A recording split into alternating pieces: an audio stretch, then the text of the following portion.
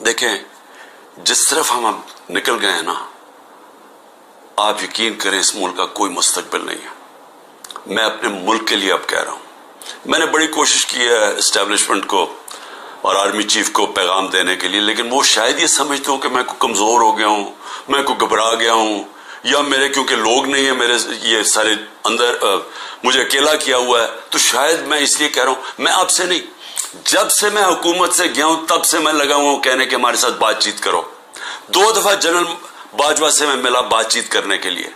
मैंने अपनी टीम बनाई जिन्होंने जाके जनरल बाजवा से मीटिंग की कि इसका रास्ता निकालो। मैं पाकिस्तान की बात कर रहा था कि मुल्क के लिए क्या बेहतरी है, तो कोई ये ना समझे कि मैं कमजोरी में बात कर रहा हूं। मुझे खौफ आ गया है कि ये मेरा मुल्क तबाह हो रहा है, और मैं वाजे कर दूं, मैंने कभी ये मुल्क छोड़ के नहीं जाना। मुझे कोई कहे कि जी आप कोई बाहर चले जाएं, कोई डील